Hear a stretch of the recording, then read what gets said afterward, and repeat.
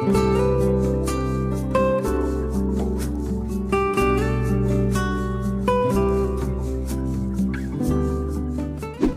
morning. Happy Sabbath.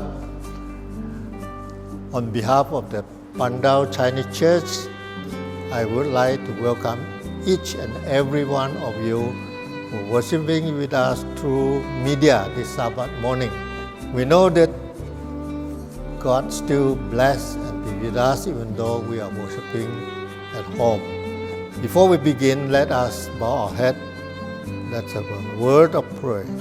Our Heavenly Father, our God, our Creator, our Redeemer, Lord of the Sabbath, we thank you so much for giving us this opportunity that we can worship you, that we can be called your children. We pray, Lord, to continue to lead us as we go on our worship program, that you bless and guide each and every one of us. Help us, Lord, that we have wisdom to receive all the lesson we are going to learn today. We pray, Lord, you accept our worship and please forgive us for the mistakes and sins we committed. In Jesus' name we pray. Amen.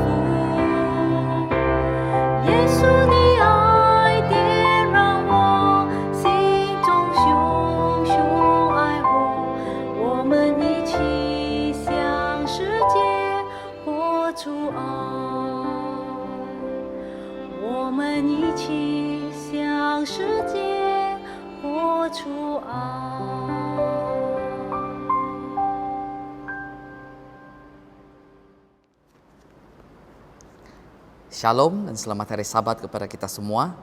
Puji dan syukur kepada Tuhan pada Sabat ini saya boleh melayani kepada anggota jemaat di wilayah 2 dan sesiapa saja yang sedang menonton seru ministry. Pada Sabat ini bukan kebiasaan bagi saya untuk berbahasa dalam bahasa Melayu, namun dengan karunia-Nya saya percaya message yang disampaikan pada Sabat ini menjadi berkat bagi Anda dan saya. Pada pagi ini kita akan berbicara sebuah topik yang berjudul Kristian yang berdayet. Christian on Diet. Kita telah melalui PKP yang mungkin 3 ataupun 4 bulan. Banyak di antara kita mungkin pada masa ini sibuk untuk menguruskan badan. Dan diet ini sebenarnya tidak asing bagi banyak di kalangan orang muda maupun orang dewasa. Kenapa mau diet? Karena supaya kita akan mencapai kesehatan yang lebih baik. Bagaimana dengan kerohanian kita? Pastinya kita juga memerlukan diet supaya kita memperolehi ataupun mencapai kesehatan rohani yang maksimum. Dan pada pagi ini kita akan lihat sedikit dengan kesehatan jasmani. Pernahkah Anda mendengar mengenai dengan sugar free soda ataupun dikatakan diet, soda yang berdiet? Kenapa ada istilah soda yang manis tetapi diet? Nah, di sini kita akan lihat sedikit.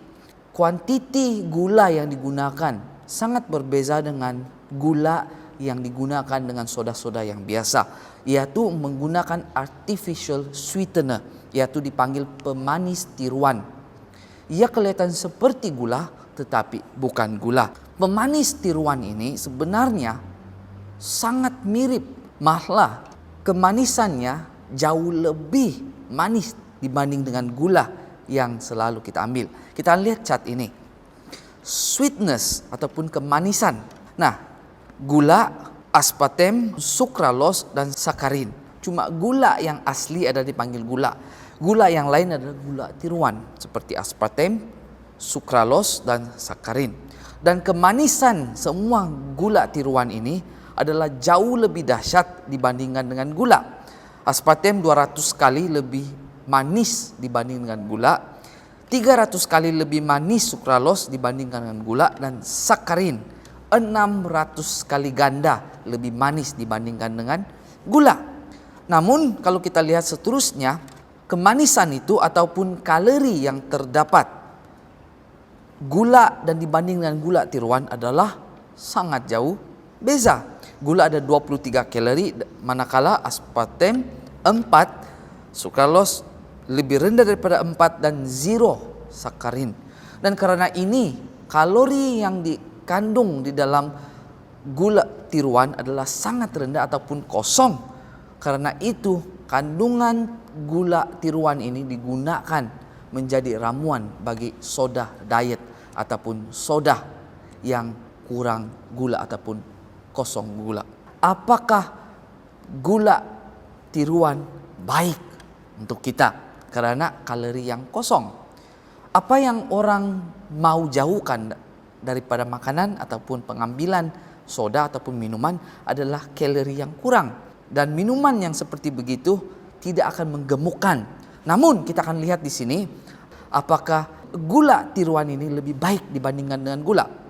Gula yang secara natural ataupun semula jadi adalah lebih mahal dibandingkan dengan gula tiruan. Selain daripada itu, gula lebih baik dari segi kesehatan dibanding dengan gula tiruan. Kenapa? Sebab gula yang original datang daripada seperti madu, maple syrup, molasses ataupun dari sugar cane dan coconut, dan semua ini adalah gula original.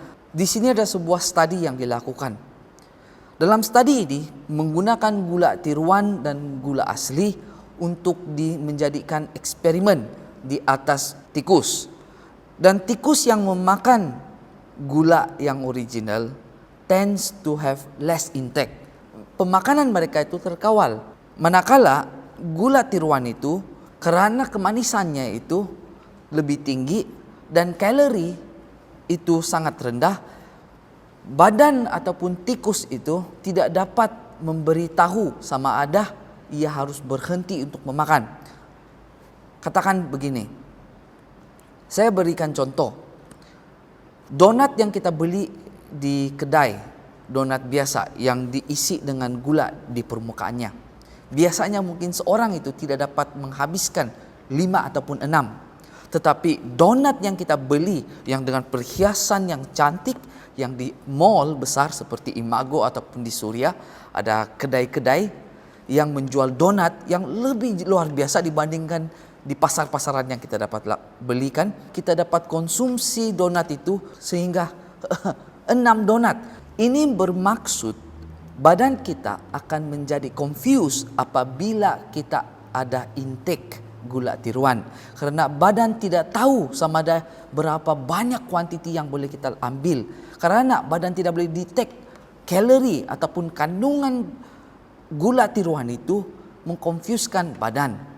Dengan itu, badan kita akan mengalami lebih banyak masalah di masa akan datang seperti diabetes, high blood pressure dan seterusnya. Ada juga produk yang meletakkan amaran ini apabila kita mengkonsumsinya. Use of this product may be hazardous to our health. This product contains saccharin, yaitu gula tiruan, which has been determined to cause cancer in laboratory animals. Nah, dengan pengambilan ini, gula tiruan ini akan mengakibatkan kemungkinan pertumbuhan kanser di dalam badan kita.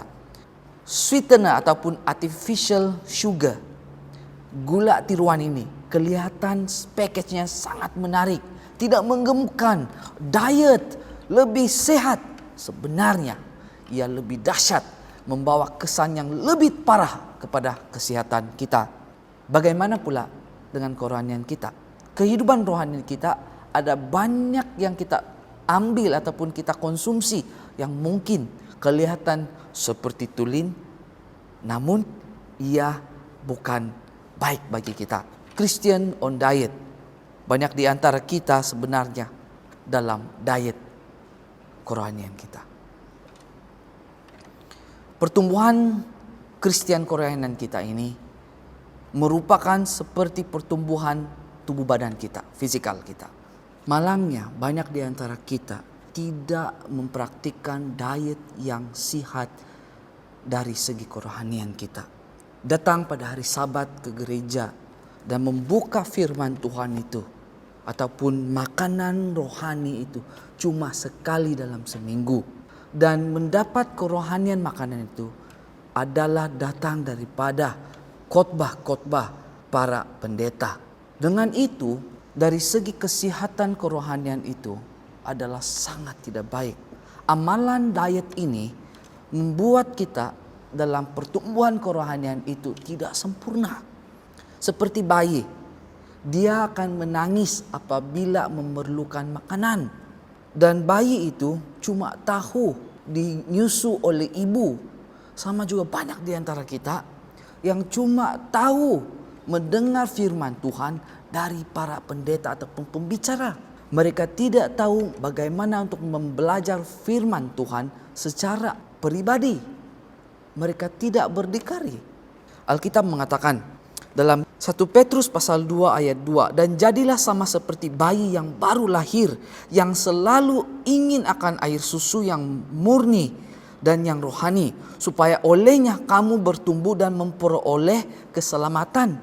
Saudara dan saudari, meskipun Alkitab mengatakan seperti bayi maukan susu demi keselamatan mereka, namun sudah bertahun-tahun masih lagi seperti bayi yang tidak tahu bagaimana untuk mendapatkan sumber makanan secara sendiri. Ibrani pasal 5 ayat 11 hingga 15. Paulus berkata kepada umat Ibrani yang sudah besar, sudah lama berada dalam karunia Tuhan, tetapi dari segi kerohanian masih lagi bayi. Hal yang lebih dalam secara kerohanian tidak mereka memahami, cuma boleh mendapat ataupun digest makanan susu sahaja. 1 Korintus 13 ayat 11.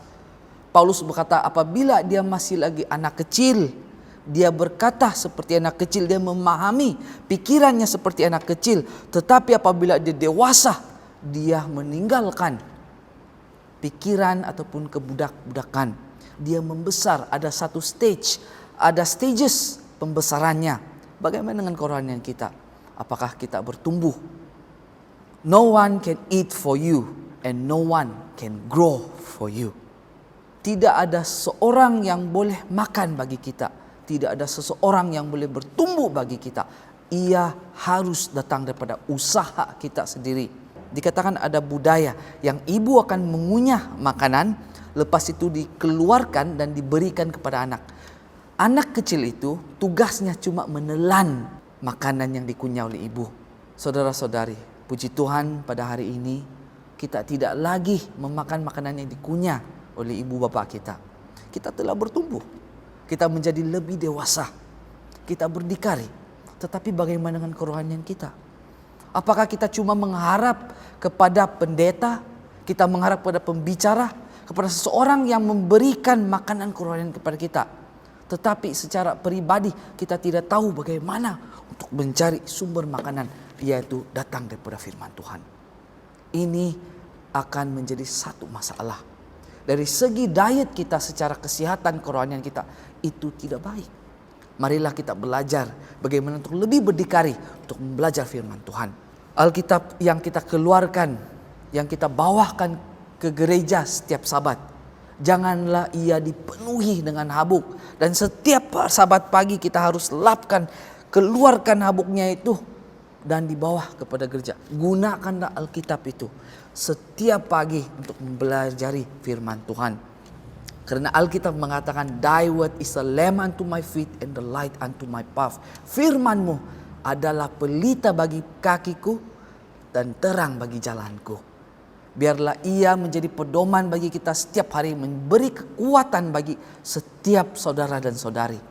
Alkitab pada mengatakan dalam Deuteronomy pasal 6 ataupun Ulangan pasal 6, And this word which I've commanded this day shall be in thy heart. Musa berkatakan ini kepada bangsa Israel. And thou shalt teach them diligently unto thy children.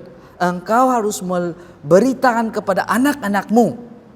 Karena Ulangan pasal 5, Musa mengulangi 10 hukum itu kepada bangsa Israel. Dan ayat 7 di pasal 6 mengatakan, haruslah engkau mengajarkannya berulang-ulang kepada anak-anakmu dan membicarakannya apabila engkau duduk di rumahmu, apabila engkau sedang dalam perjalanan, apabila engkau berbaring, dan apabila engkau bangun. Mengajar Alkitab, mengajar firman Tuhan ataupun hukum Tuhan kepada anak-anakmu, itu menjadi satu perintah kepada semua bangsa Israel. Sama juga kepada kita pada hari ini. Apakah kita mengajar anak-anak kita mengenai dengan firman Tuhan? Ini bermaksud family worship ataupun kebaktian keluarga itu sangat penting. Di dalam keluarga, firman Tuhan itu harus diberitakan, diulangi supaya anak-anak memahami firman Tuhan. Firman itu harus menjangkau ahli keluarga. Seperti Timothy. Alkitab mengatakan bahwa Timothy yaitu seorang pendeta muda. Dan Paulus apabila mendorong Timothy, dia adalah hasil daripada pekerjaan pelayanan Paulus di tempatnya. Dan akhirnya Timothy mengikut Paulus dalam missionary-nya.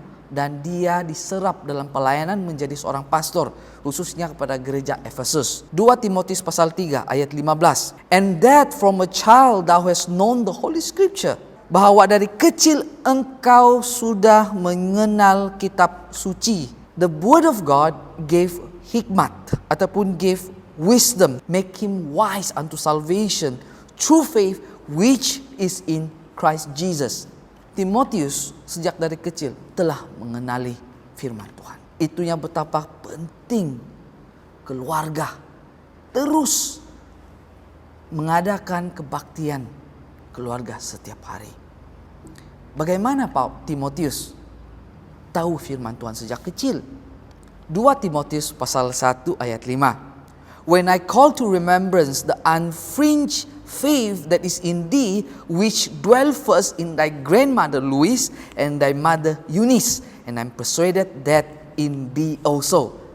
Paulus berkata kepada Timotius, saya percaya bahwa melalui grandmother kamu, si Lois, dan juga ibumu Eunice, engkau juga mempunyai iman seperti mereka. Dengan pendek kata, Timotius mendapat iman yang kukuh ataupun kepercayaan Timotius kepada Tuhan datangnya daripada ibunya dan juga grandmother-nya Eunice. Saya percaya banyak di antara kita selalu mendengar komplain dari anak bahwa worship itu mengambil masa yang lama. Sangat boring membaca firman Tuhan. Tetapi jangan pernah putus asa. Karena saya masih ingat waktu kami kecil, family worship itu bukanlah masa yang sangat menyenangkan bagi saya. Dan banyak kali beri banyak alasan kepada para ibu bapa untuk tidak teruskan family worship. Amsal 22 ayat 6, didiklah orang muda menurut jalan yang patut baginya, maka pada masa tuanya ia tidak akan menyimpang daripada jalan itu. Disiplinkan anak untuk ada kebaktian, untuk merenungkan firman Tuhan itu sangat penting dalam keluarga. Ia akan membuat anak itu tetap setia di hadapan Tuhan. Kenapa pada hari ini remaja ataupun anak-anak kita yang sudah habis daripada persekolahan menengah mereka, yang keluar untuk belajar, tidak datang ke gereja? Apakah itu satu kelemahan daripada kita semua sebagai ibu bapa yang tidak melihat kepada family worship itu penting, sehingga anak itu tidak mempunyai fondasi yang kuat, sehingga mereka lebih suka hidup duniawi? Para ibu bapa, jangan pernah lelah untuk terus mendorong anak-anak kepada makanan-makanan kerohanian. Karena makanan kerohanian itu sangat penting dalam keluarga. Seterusnya kita akan lihat secara konteks gereja. Dalam konteks gereja, amalan untuk memakan makanan kerohanian itu sangat penting. Paulus seringkali ditemani oleh Timotius dalam penginjilan. Dan setiap kali apabila Timotius dalam pelayanan dia yang menghadapi banyak cabaran, Paulus akan mendorong dia dengan tulisan suratnya. Dalam 1 Timotius pasal 4 kita kembali kepada cerita Timotius. 1 Timotius pasal 4 ayat 12 hingga ke 16. Jangan seorang pun menganggap engkau rendah karena engkau muda. Jadilah teladan bagi orang-orang percaya dalam perkataanmu, dalam tingkah lakumu, dalam kasihmu dan kesetiaanmu, dan dalam kesucianmu. Sementara itu sampai aku datang, bertekunlah dalam membaca kitab-kitab suci dan membangun dan dalam mengajar. Jangan lalai dalam mempergunakan karunia yang ada padamu, yang telah diberikan kepadamu oleh nubuat dan dengan penumpangan tangan sidang penatua.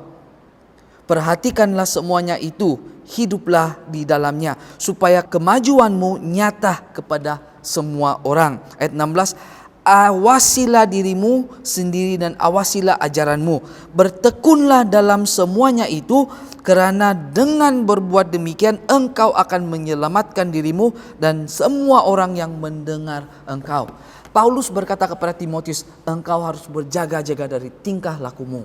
Sebagai seorang pendeta, jangan lupa, ajarilah jemaatmu supaya mereka menuju keselamatan. Dan bukan keselamatan saja bagi mereka, tetapi bagi diri sendiri. Saudara-saudari,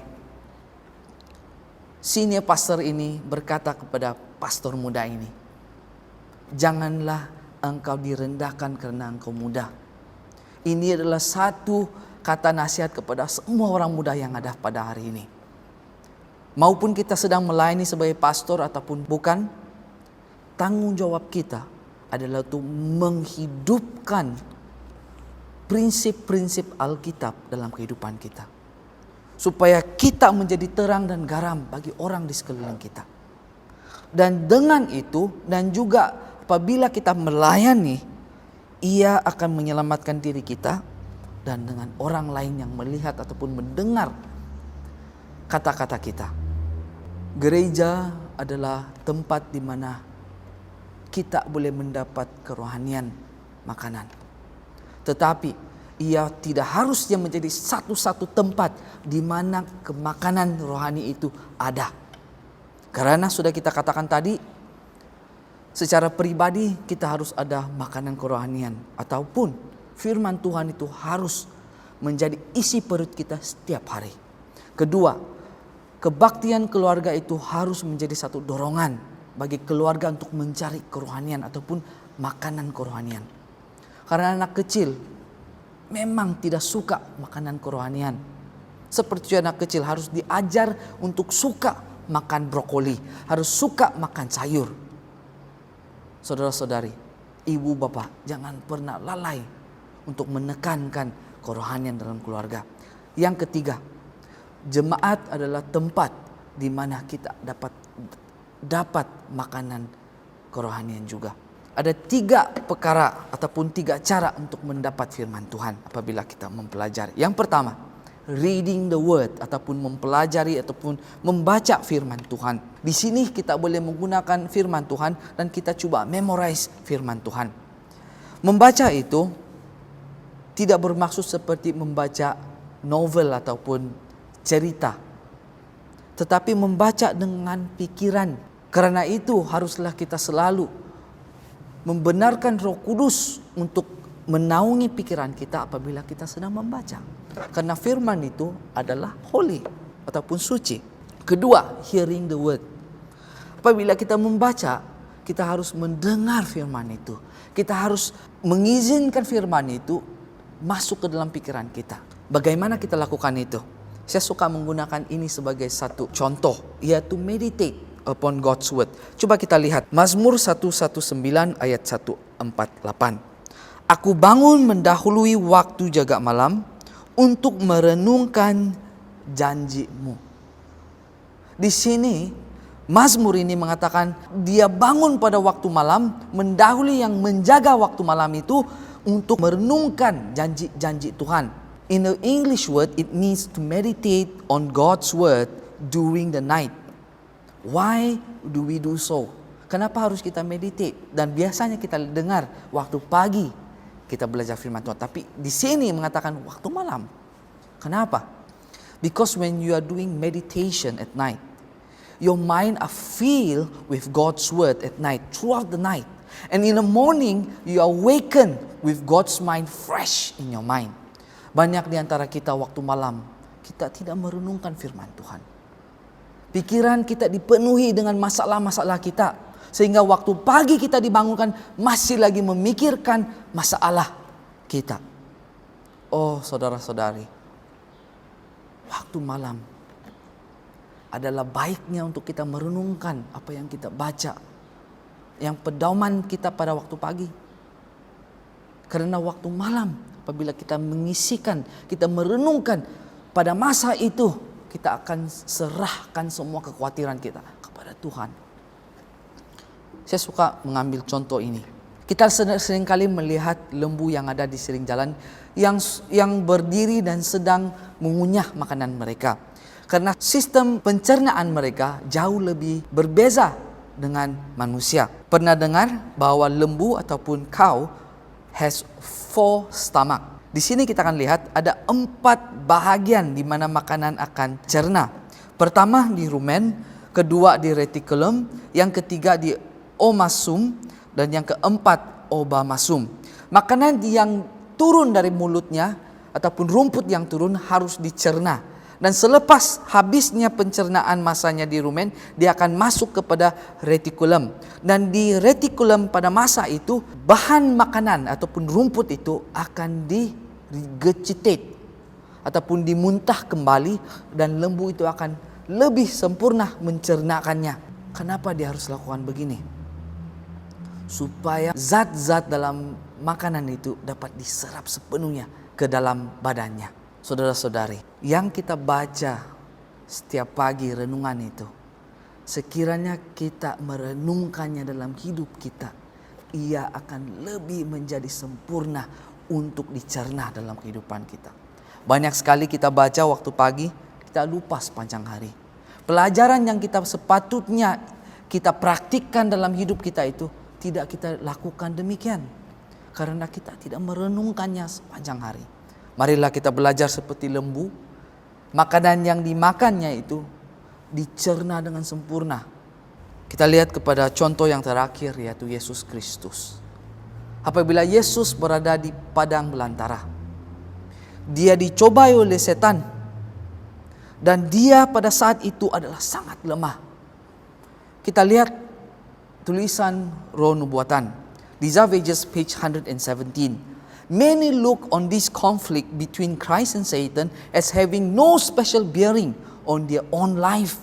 And for them it has little interest. Banyak di antara kita melihat kepada situasi Yesus yang bergumul dengan setan itu, pengalaman dalam kehidupannya itu seperti tidak berkaitan dalam kehidupan kita. Tidak ada pun yang menarik bagi kita. They were urged upon him as much greater degree as his character is superior to ours. Kita lihat kepada Yesus menang dalam pergumulan itu, dan kita menggunakan ini sebagai satu excuse mengatakan Yesus nature dia jauh lebih kuat daripada kita.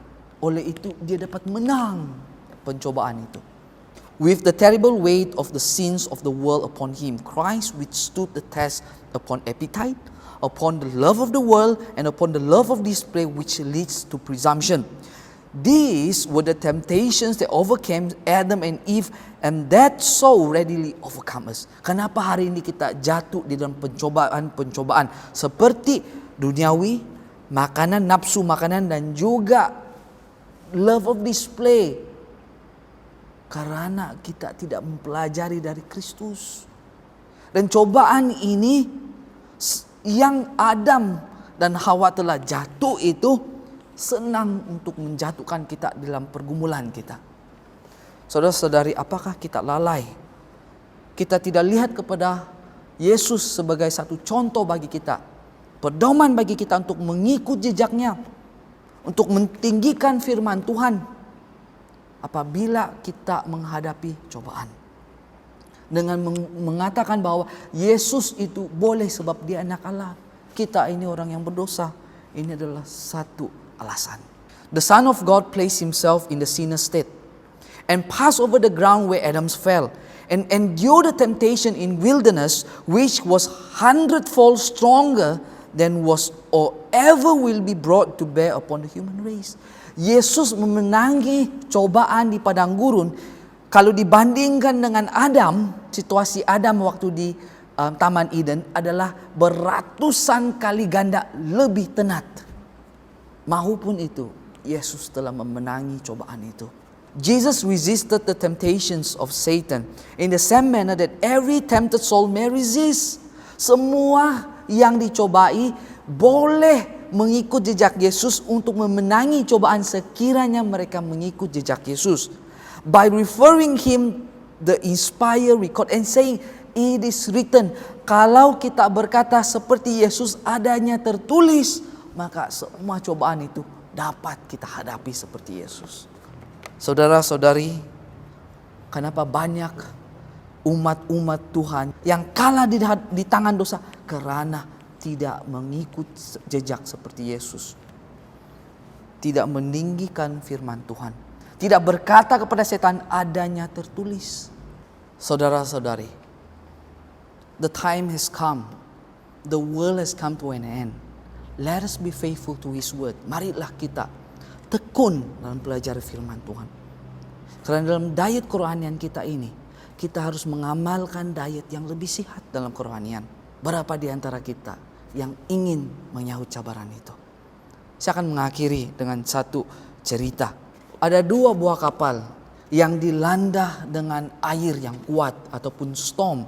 Dan mereka sedang menghampiri darat sudah. Dan karena keadaan mereka yang tidak baik itu, para petugas dalam kapal itu dengan segeranya menurunkan sauh mereka ataupun anchor mereka. Tetapi pada esokan paginya, malangnya cuma sebuah kapal saja masih lagi dalam bentuk yang asal. Kapal yang selainnya itu, karena sauh yang tidak kukuh itu tidak diletakkan dalam keadaan yang kukuh, membuatkan kapal itu terlanggar kepada batu-batu dan akhirnya kapal itu telah pecah dan rosak. Saudara-saudari yang dikasihi oleh Tuhan, will your anchor hold in the storms of life? Apakah sauh kita itu dapat bertahan dalam keadaan kucar-kacir dalam kehidupan kita? Apakah firman Tuhan itu menjadi satu fondasi dalam iman kita sehingga kita berdiri teguh dalam apa saja pergumulan yang kita hadapi? Saya doakan supaya semua kita akan meletakkan sepenuhnya kepercayaan kita dalam firman Tuhan. Agar di masa kesusahan yang mungkin bakal lagi kita akan hadapi, itu tidak akan menjadi satu masalah dalam kerohanian kita. Karena inilah firman Tuhan. Inilah kuasa di mana Yesus dapatkan untuk bertahan di hadapan pergumulan di padang belantara. Moga Tuhan terus memberkati kita semua, supaya dalam kerohanian kita akan terus bertumbuh menjadi kuat, menjadi kesaksian bagi Tuhan. Mari kita tunduk kepala dan saya akan pimpin dalam doa. Father which art in heaven, we want to thank you for loving us. We want to thank you for your word, because your word bring life, bring power for us to face the temptations that is before us. Lord, we do not know how much time do we have, but we want to thank Thee for this Sabbath day, that once again we are brought together before Thy sight, before your throne to learn of Thee. I pray that your Holy Spirit will continue to pour upon each and every one that's listening or worshiping this Sabbath. May continue to fill us, touch us, so that we might change our lifestyle, change our spiritual life, that we'll long for the spiritual food daily. Dear Lord, forgive us for our weakness. Forgive us for times we do not put you first in our life. We pray that we continue to grow spiritually and we will be closer and closer to Thee. Till the day where you come, we will meet you in the air. For this is our humble prayer. In Jesus' name we ask. Amen.